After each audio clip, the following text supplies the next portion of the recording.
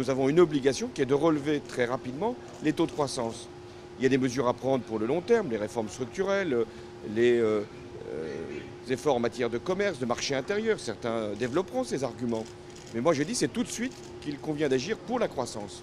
Parce que si nous ne mettons pas davantage de mesures, d'instruments, de volonté pour la croissance, nous n'atteindrons pas des objectifs de réduction des déficits.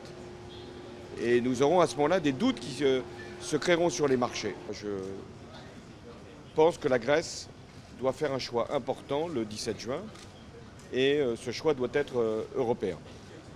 Et nous devons envoyer des signaux à la Grèce. C'est-à-dire que la France veut que les Grecs restent dans la zone euro et les Grecs doivent respecter les engagements qui ont été pris et en même temps, la zone euro doit montrer qu'elle peut soutenir la Grèce.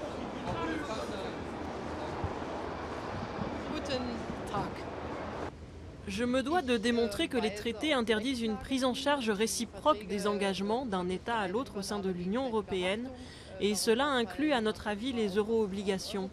En outre, je crois que les euro-obligations ne contribuent pas à relancer la croissance dans la zone euro.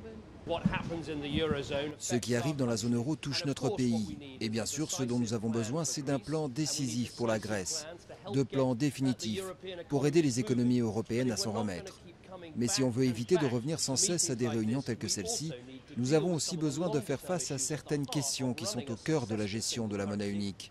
Avec une banque derrière cette monnaie unique, avec un plan cohérent sur le long terme pour être sûr que cette monnaie unique est cohérente.